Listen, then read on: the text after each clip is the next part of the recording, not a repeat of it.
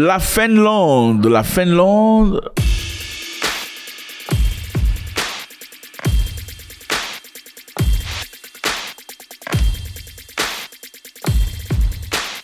La Finlande fait partie de ce pays européen qu'on respecte pour de vrai. Parce qu'aujourd'hui, l'Europe, malheureusement, est bousillée. Il faut le dire.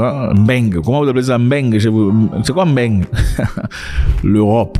Okay. L'Europe, à l'époque, dans les années 80, était l'endroit où beaucoup d'Africains se retrouvaient sur le plan financier. L'idée, c'était de partir en Europe, chercher de l'argent, renvoyer l'argent à la maison, construire des maisons, commencer des entreprises.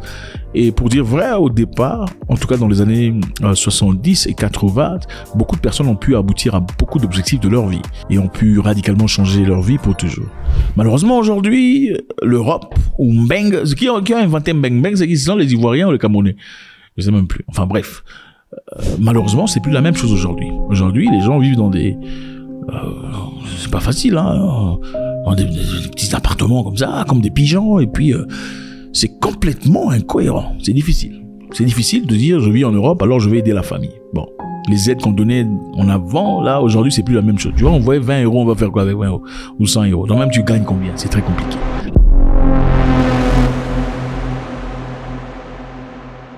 La Finlande, jusqu'à aujourd'hui, est un pays respecté, c'est propre, c'est cohérent, ça fonctionne, on paye les taxes, les systèmes sont bons, donc voilà. En Finlande, quelque chose de très intéressant s'est passé. Voici la carte. La Finlande, c'est là. Les médecins critiquent la proposition finlandaise de refuser le soin aux migrants. Voilà, il y a un nouveau gouvernement en Finlande qui refuse les soins aux migrants.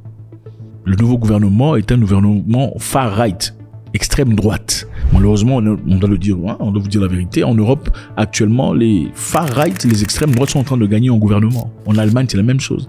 En France, Marine Le Pen avait presque... Vous vous en souvenez? Ça a fait peur. En Finlande, c'est le cas. Le nouveau gouvernement vient de changer une loi qui a été votée en 2023. Cette loi autorisait ou permettait aux immigrants de pouvoir bénéficier des aides et aussi des soins médicaux. Malheureusement, ils ne veulent plus. Le gouvernement qui comprend la partie extrême droite finlandais est dirigé par le chef du parti conservatif de la coalition nationale, Petteri Orpo.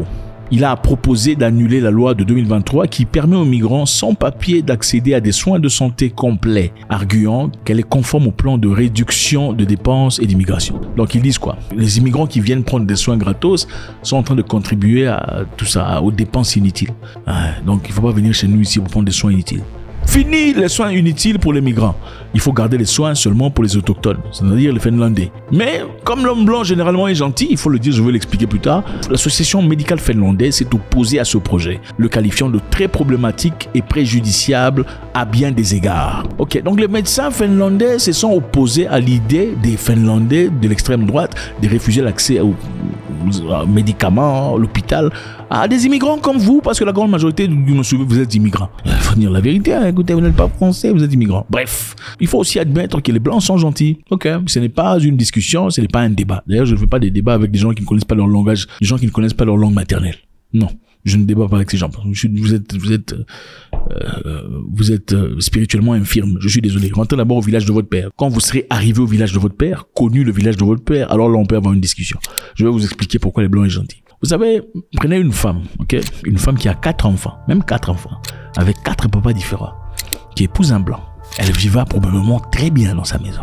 Il n'y aura pas de difficultés, jamais, il n'y en a pas. Maintenant, prenez la même femme, qu'elle épouse un jeune homme qui a réussi dans la vie. Vous allez voir comment elle va faire ça. Elle va souffrir en Afrique. C'est ça. Autre part, prenez un enfant, ok, prenez un enfant orphelin. On a bien maintes reprises, okay? À part les cas qui sont mauvais, évidemment, il y en a toujours. Un enfant orphelin qu'on prend par un blanc. Il faut vous dire des vérités accrues comme ça pour que vous compreniez. On le prend en adoption, n'est-ce pas? L'enfant aura probablement une belle vie. On lui dira ouvertement, je ne suis pas ton père, mais voilà, tu fais partie de ma famille maintenant, je suis ton père adoptif. Pour la plupart des cas, c'est vrai, il y a des cas qui sont... La plupart des cas, le petit va grandir bien, normal, tout le bazar. Maintenant, vous prenez l'enfant de votre cousine qui est décédée il y a 7 ans. Vous la faites comme ça. La petite souffre dans la maison. C'est elle qui nettoie les habits. C'est elle qui balaye. Pendant tes enfants vivent comme des rois. C'est elle qui brosse les vitres. C'est elle qui lave les voitures. On a vu des choses. Bon, maintenant, il ne faut plus douter de ces gens-là. Il faut douter de leur politique. Mais pour la moyenne, ce sont des gens bien. Il faut arrêter. Hein? Ils s'entraident entre eux. Oh non, j'ai un business, ça fonctionne pas. Qu'est-ce que je veux te... Ils font ça. Mais c'est bon, écarter les Français parce que les Français sont les Noirs comme vous.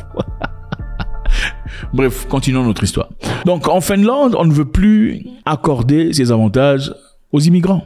Et c'est vrai qu'il n'y en a pas beaucoup, il n'y en a pas énormément d'immigrants. La grande majorité d'immigrants là-bas, africains. Les Africains, numéro 1, il y a des Érythréens, numéro 2, des Marocains. Et ensuite, il y a l'Afrique noire et tout le bazar. Donc maintenant, la question qui se pose. Ont-ils tort de prioriser leurs propres enfants d'abord? Ont-ils tort de dire, nous priorisons d'abord nos enfants, vous après? C'est-à-dire, quand il s'agit de la santé, on va d'abord accorder la priorité à nos enfants. Aux Finlandais d'abord, vous venez après. Ne feriez-vous pas de même si vous en avez les capacités? Bon, vous quittez votre pays parce que les choses vont mal, d'accord? Vous y allez. Mais en attendant, vous votez le même monsieur méchant, mauvais, jaloux, indiscipliné, incompétent parce qu'il fait partie de votre tribu. Ah non, il parle de c'est notre pouvoir, c'est notre pouvoir. Le pouvoir n'appartient à personne. C'est votre temps de diriger. Ce n'est pas votre pouvoir. Le pouvoir appartient au peuple. C'est notre pouvoir. Vous fouillez, mais rentrez maintenant parce que c'est votre pouvoir. Vous fouillez le pays pour aller chez autrui, pour aller au racisme. Mais en attendant, vous êtes incapable de vous mettre ensemble comme une seule personne pour vous lever contre l'injustice qu'il y a dans votre pays. Le pays va mal, mais vous soutenez quand même les gens au gouvernement.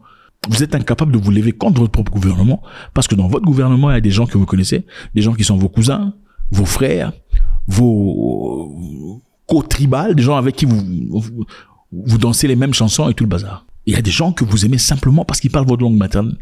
Programme de gouvernance, zéro, incompétence notoire. Méchanceté. Mais vous allez chez les gens, oh, racisme. Non, c'est chez autrui.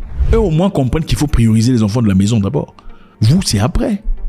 Si votre pays ne va pas, c'est un shittle country. Parce qu'on sait en Afrique, il y a tellement de shittle country. Allez dans un pays africain voisin, je suis sûr que, surtout dans les pays anglophones, parmi eux, il y a des pays qui sont stables. On pourra vous aider à progresser et à avancer. C'est quand même triste que vous quittez chez vous pour aller chez autrui et pleurnicher sur chez vous pendant que vous soutenez des dictateurs chez vous. C'est incroyable.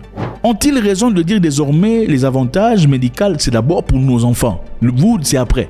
Si tu as besoin de te faire soigner, il faut demander à ta maman ou à ton oncle au pays là-bas de vendre les avocats et t'envoyer l'argent pour aller à l'hôpital. Ou demande au monsieur qui parle ta langue maternelle là, dans le gouvernement pour t'envoyer de l'argent pour aller te faire soigner. C'est ça. En Europe, actuellement les amis, l'extrême droite est en train de prendre le pouvoir. Ça ne se limite pas en Finlande, c'est juste comme en Allemagne. Il y a heureusement des exemptions, notamment pour les enfants dont la santé est classée extrêmement vulnérable et les personnes handicapées. Les médecins préviennent que l'impact de nouvelles restrictions pourrait mettre la vie en danger, car les personnes souffrant de maladies telles que le diabète et l'asthme pourraient être atteintes et laissées sans traitement.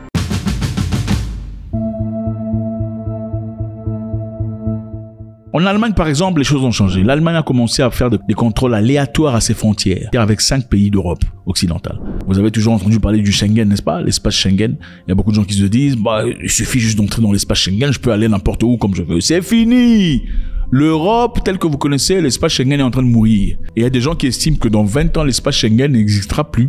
Je suis désolé pour vous. Donc l'Allemagne a commencé des contrôles. Si vous entrez en Allemagne, partant de 5 pays, on va vous fouiller, on va demander vos papiers. Parce qu'ils ont compris que dans beaucoup de pays européens, ils laissent des immigrants entrer, ils ont leur politique est trop fragile.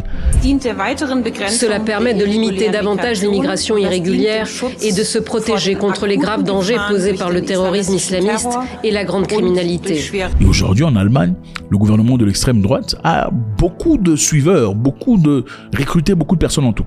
Les contrôles policiers ont débuté lundi, mardi aux frontières avec la France, le Pays-Bas, la Belgique, le Luxembourg, le Danemark. Ils doivent se poursuivre pendant 6 mois. Le gouvernement de coalition est soumis à une pression croissante en matière de migration suite aux récentes attaques meurtrières au couteau dans lesquelles les suspects étaient des demandeurs d'asile. Ouais.